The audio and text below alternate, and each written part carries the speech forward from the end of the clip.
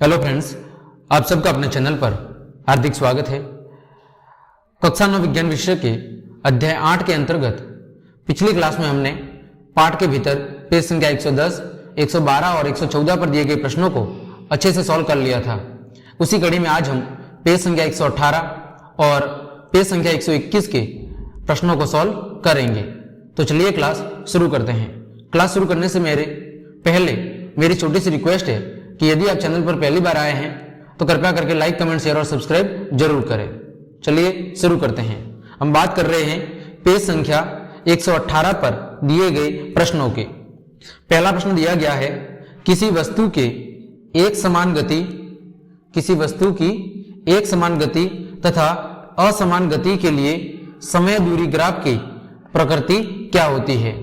किसी वस्तु की एक समान गति और असमान गति के लिए जो समय दूरी ग्राफ है उसकी प्रकृति हमें बतानी है।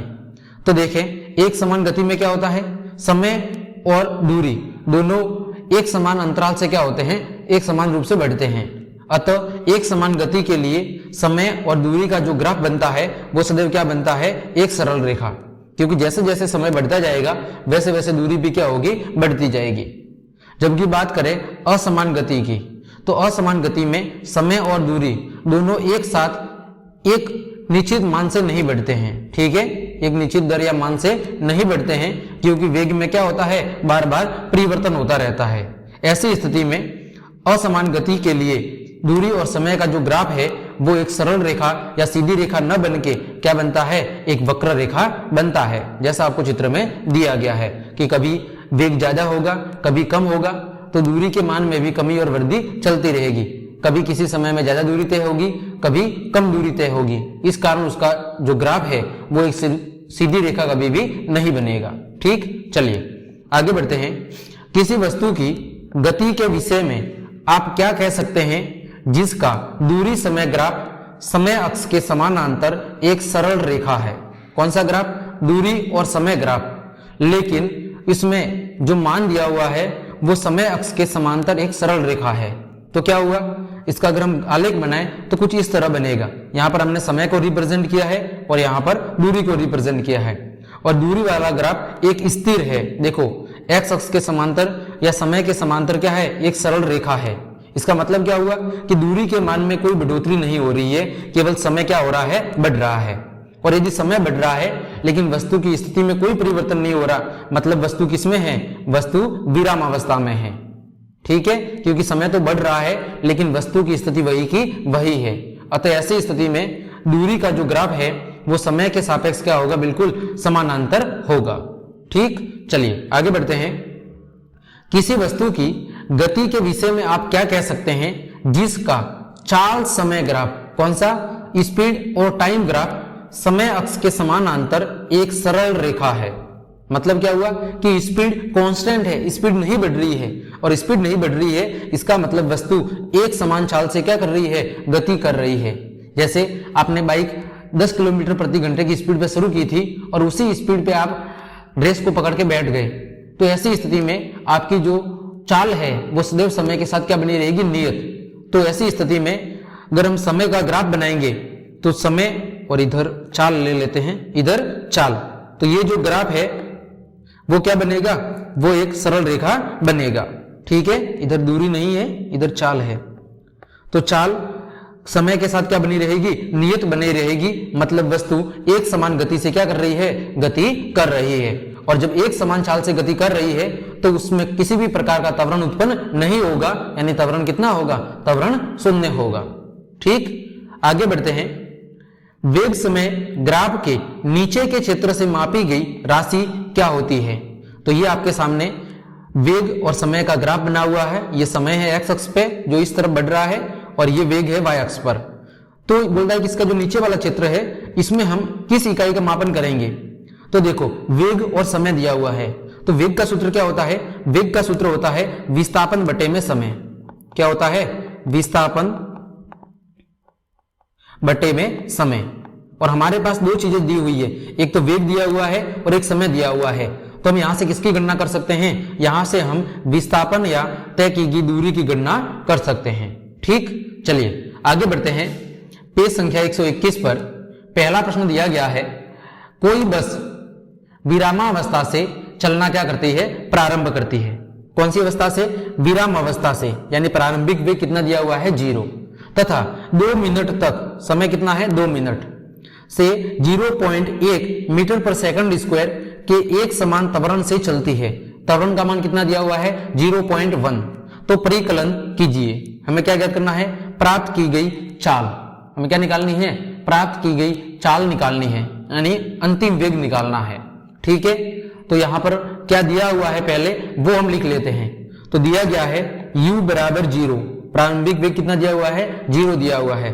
त्वरण कितना दिया हुआ है, त्वरण दिया हुआ है 0.1 मीटर पर सेकंड स्क्वायर। टाइम कितना दिया हुआ है, टाइम दिया हुआ है 2 मिनट, और 2 मिनट का मतलब कितना होता है, 2 मिनट का मतलब होता है 120 सेकंड। कितनी सेकंड, 120 सेकंड, ये हमारे पास दिया हुआ है। अब हमें v निकालना है। हमारे पास u है, a है और t है, तो हम v कैसे निकाल सकते हैं, गति का प्रथम समीकरण। आप सबने पढ़ा होगा गति का प्रथम समीकरण क्या होता है, तो हमें यहां पर निकालना है क्या है v हमें निकालना है। तो गति के प्रथम समीकरण से v बराबर u प्लस a t, आप सब जानते होंगे। तो यहां पर देखो v हमें निकालना है, तो ऐसा का ऐसा u कितना दिया हुआ है 0 प्लस a दिया हुआ है 0.1 गुणा समय दिया हुआ है 120। ठीक है, तो देखो जब 0.1 का 120 से गुणा होगा तो यहां पर इसका जवाब कितना हो जाएगा, v बराबर हो जाएगा 12 मीटर पर सेकंड, और यही आपका क्या होगा, अंतिम वेग या चाल होगी। उम्मीद करता हूं आपको समझ में आया होगा।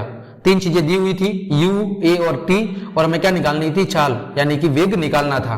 तो हमने पहला समीकरण का उपयोग किया और यहां से v की गणना कर दी। अब दूसरा देखो, दूसरे में क्या निकालना है, तय की गई दूरी, दूरी मतलब s निकालना है। तो देखो u है, a है, t है हमारे पास, और क्या है, और हमारे पास v भी है। हमें क्या निकालना है, s निकालना है। तो हम कौन सा समीकरण लगाएंगे, गति का तीसरा समीकरण। कौन सा, गति का तीसरा समीकरण क्या होता है, v स्क्वायर बराबर u स्क्वायर प्लस 2as, ये होता है गति का तीसरा समीकरण। आप सब जानते होंगे। तो देखो v का मान कितना आया है 12, तो v की जगह हम रख लेते हैं 12 का स्क्वायर बराबर u स्क्वायर कितना है 0, तो 0 लिखने की कोई जरूरत नहीं है, प्लस 2as, तो a का मान 0.1 और s हमें क्या निकालना है, ज्ञात करना है। ठीक है, तो 12 का स्क्वायर कितना होता है 144 बराबर, जब 2 का 0.1 से गुणा करोगे तो ये कितना होगा 0.2 और ये s यानी कि दूरी। ठीक, अब यहां पर 0.2 गुणा में है, इधर आएगा तो भाग में, तो s बराबर कितना हो जाएगा 144 बट्टे में 0.2।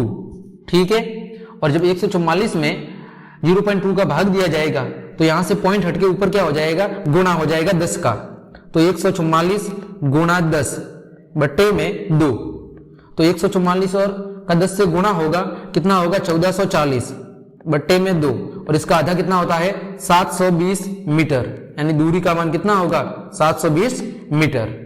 ठीक है, चलिए उम्मीद करता हूं आपको प्रश्न अच्छे से समझ में आया होगा। आगे बढ़ते हैं प्रश्न संख्या 2 की ओर। दिया हुआ है एक रेलगाड़ी 90 किलोमीटर प्रति घंटे की चाल से चल रही है। कितनी स्पीड से, 90 किलोमीटर प्रति घंटे की चाल से। तो मैं लिख लेता हूं u बराबर दिया हुआ है 90 किलोमीटर प्रति घंटा। ठीक, फिर ब्रेक लगाए जाने पर 0.5 मीटर पर सेकंड के एक समान त्वरण उत्पन्न करती है। कितना, -0.5। तो देखो a का मान दिया हुआ है -0.5 मीटर पर सेकंड स्क्वायर। ठीक, चलिए, तो रेलगाड़ी विराम अवस्था में आने से पहले कितनी दूरी तय करेगी। मैं बताना है कि गाड़ी विराम अवस्था में आने से पहले कितनी दूरी तय करेगी। तो विराम अवस्था का मतलब क्या हुआ, v का मान, क्योंकि विराम अवस्था में आएगी तो वेग कितना होगा 0 होगा, तो v का मान कितना दिया हुआ है 0 मीटर पर सेकंड। ठीक, हमें क्या निकालना है, दूरी यानी s निकालना है। तो v u और s के बीच में कहां संबंध होता है, गति के तीसरे समीकरण में होता है। तो हम कहेंगे कि गति के तीसरे समीकरण से, गति के तीसरे समीकरण से। अभी देखा था क्या होता है, v स्क्वायर बराबर u स्क्वायर प्लस 2as। तो v का मान कितना दिया हुआ है 0, तो 0 का स्क्वायर लिखने की हमें कोई जरूरत नहीं है। u का मान कितना दिया हुआ है, देखो 90 किलोमीटर प्रति घंटा, तो हमें इसको मतलब लगेगा इसको मीटर प्रति सेकंड में बदलना पड़ेगा। तो u का मान दिया हुआ है 90 गुणा, किलोमीटर में है 1 किलोमीटर में 1000 मीटर होते हैं, घंटे में है 1 मिनट में 60 मिनट और 60 मिनट में 1 मिनट में 60 सेकंड। तो देखो इसको हल करो तो 0 से 0 कट जाएगा, इस 0 से ये 0 कट जाएगा, ऊपर कितना बचा 900 बट्टा 36, और जब 900 में 36 का भाग दिया जाता है तो ये आता है 25। तो u का मान कितना आ जाएगा 25 मीटर पर सेकंड। तो वही मान हमें यहां पर रखना है, तो u की जगह हम रख देंगे 25 का स्क्वायर, किसका स्क्वायर 25 का स्क्वायर प्लस 2 गुणा a का मान कितना दिया हुआ था, a का मान दिया हुआ था -0.5, क्योंकि मंदन है यहाँ पर, उसमें उसके मान में कमी हो रही है, ठीक है, गति में कमी हो रही है, तो यहाँ पर मंदन त्वरण होगा, इस कारण यहाँ पर क्या लगा हुआ है माइनस लगा हुआ है, क्योंकि गति क्या हो रही है कम हो रही है, गुणा s हमें निकालना है, ठीक है। अब देखो यहाँ पर 25 का स्क्वायर कितना हो जाएगा 625, तो 625 को इधर भेज देते हैं, तो 625 ये प्लस का था, बराबर के इधर आएगा तो माइनस का, ठीक, बराबर 2 का 0.5 से गुणा होगा तो कितना होगा माइनस का 1 गुणा s, आया समझ में भाई। 25 का स्क्वायर 625 बराबर के इधर भेजा तो माइनस का 625 हो गया, 2 का 0.5 से गुणा करेंगे तो हो गया माइनस का 1 गुणा s। अब s का मान निकालना है तो इस माइनस 1 को कहां भेज दो, इसके भाग में, तो s बराबर कितना हो जाएगा माइनस का 625 बट्टे में माइनस का 1.0, माइनस से माइनस कट गया, s बराबर कितना उतर आएगा 625 मीटर, ठीक है।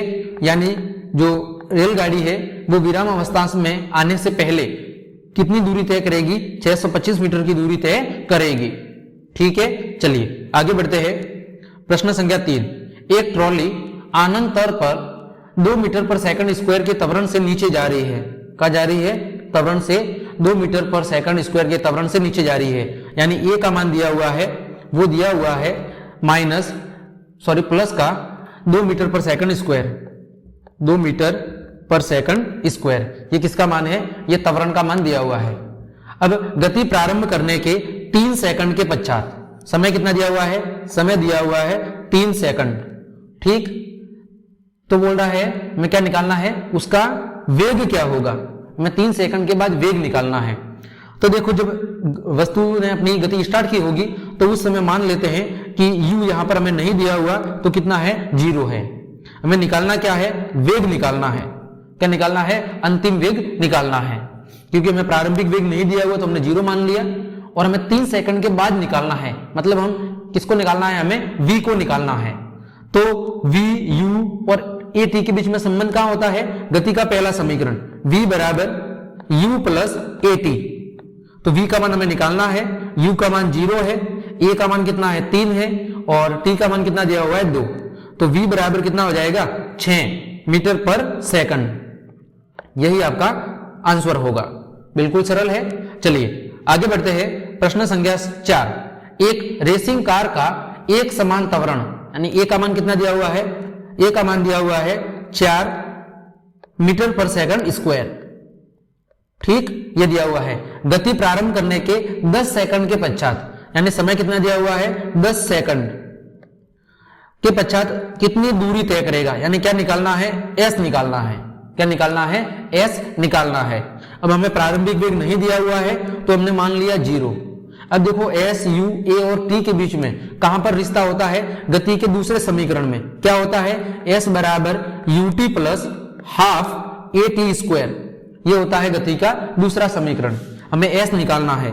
तो देखो u का मान 0 है, तो 0 गुणा समय 10 प्लस 1/2 गुणा a का मान दिया हुआ है 4 t स्क्वायर, यानी 10 का स्क्वायर, तो ये तो पूरा 0 हो गया, यहां पर बचा 1/2 गुणा 4 गुणा 100, तो जब 2 से 4 को काट देंगे तो 2 बार, तो बचेगा 2 गुणा 100, यानी आपका जवाब होगा 200 मीटर, यानी s तय की दूरी कितनी होगी 200 मीटर, और यही आपका सही आंसर होगा। चलिए आगे बढ़ते हैं। प्रश्न संख्या 5, किसी पत्थर को ऊर्ध्वाधर ऊपर की ओर 5 मीटर पर सेकंड के वेग से फेंका जाता है। कहां पर? ऊपर की ओर फेंक रहे हैं, मतलब u का मान कितना दिया हुआ है? u का मान दिया हुआ है 5 मीटर पर सेकंड, प्रारंभिक वेग इतना दिया हुआ है। यदि गति के दौरान पत्थर का नीचे की ओर दिष्ट त्वरण 10 मीटर पर सेकंड स्क्वायर है, यानी त्वरण का मान कितना दिया हुआ है? -10। क्यों? देखो बोला है नीचे की ओर, ठीक है, तो -10 मीटर पर सेकंड स्क्वायर ये दिया हुआ है त्वरण, क्योंकि जब ऊपर की ओर दिशा में जा रहा है उस समय जो त्वरण है वो क्या होगा? ऋणात्मक होगा। कारण क्या है कि उसके वेग में धीरे धीरे कमी होगी, और एक समय ऐसी स्थिति आएगी कि जब उसका वेग 0 हो जाएगा और पुनः वो नीचे की ओर धरती पर आना शुरू हो जाएगा। तो यहां पर त्वरण इसमें हमने किसमें लिया है? माइनस में, ठीक है। तो पत्थर के द्वारा कितनी ऊंचाई प्राप्त की गई? हमें ऊंचाई निकालनी है, यानी दूरी निकालनी है, और वहां पहुंचने में कितना समय लगा, यानी कि t निकालना है। अब यहां पर अंतिम वेग का मान कितना होगा? अंतिम वेग का मान 0 होगा। क्यों? क्योंकि जब वस्तु को ऊपर की ओर फेंका जाएगा तो एक स्थिति ऐसी आएगी कि वो वहां पर जाकर रुक जाएगी, यानी अंतिम वेग 0 होगा और पुनः नीचे की ओर आना शुरू हो जाएगी, ठीक है। तो हमें निकालना यहां पर क्या है? एक तो हमें यहां पर तय की गई दूरी निकालनी है, और एक हमें क्या निकालना है? वहां पर पहुंचने में लगा हुआ समय निकालना है, ठीक। तो सबसे पहले हम बात करते हैं यहां पर गति के प्रथम समीकरण से। v बराबर u प्लस at। देखो v है हमारे पास, u है, a है, और t यहां से आराम से निकल जाएगा, ठीक है। देखो v का मान कितना दिया हुआ है? 0 अंतिम वेग, u कितना दिया हुआ था? 5, त्वरण कितना दिया हुआ है? -10, और t कितना दिया हुआ है? t ज्ञात करना है। तो ये प्लस का 5 है, बराबर के इधर आएगा तो -5 बराबर -10 t। ये -10 अभी गुणा में है, इधर आएगा तो भाग में, तो -5 बट्टे में -10 बराबर t। देखो 5 से 10 कट गया, कितनी बार? 1/2 बार, तो t बराबर 1/2 मतलब 0.5 सेकंड। ये आपका क्या आ गया? समय आ गया, इस t का मान आ गया। अब हमारे पास क्या है? u है, a है, v है, t है और s भी है। तो हम क्या कर सकते हैं? गति का तीसरा समीकरण, ठीक है, क्या होता है? v² बराबर u² प्लस 2as। यहां से हमें क्या निकाल देंगे? s निकाल देंगे। तो v का मान कितना है? 0 है। u का मान कितना था? u का मान इधर था 5, तो 5 का स्क्वायर प्लस 2 गुणा a का मान कितना था? -10 गुणा s, तो 5 का स्क्वायर कितना हो जाएगा? 25, 10 का इससे गुणा हो गया, -20 s, तो 25 प्लस का है, बराबर के इधर आएगा तो -25 बराबर -20 गुणा s। 20 अभी गुणा में है, बराबर के इधर आएगा तो भाग में, तो s बराबर -25 बट्टे में -20। तो माइनस से माइनस तो कैंसिल हो जाएगा, 25/20, 5 से काटोगे 5/4, यानी जवाब होगा 1.25 मीटर, ठीक है। यानी s बराबर 1.25 मीटर, यही आपका सही जवाब है, ठीक है। तो इस प्रकार हमने आपके पेज संख्या 118 और पेज संख्या 121 पर दिए गए सभी प्रश्नों को आराम से सॉल्व कर लिया है। उम्मीद करता हूं सारे प्रश्न आपको अच्छे से समझ में आए होंगे। तो क्लास देखने के लिए आप सभी को धन्यवाद। अगर आपको क्लास अच्छी लगी है तो लाइक, कमेंट, शेयर और सब्सक्राइब जरूर करें।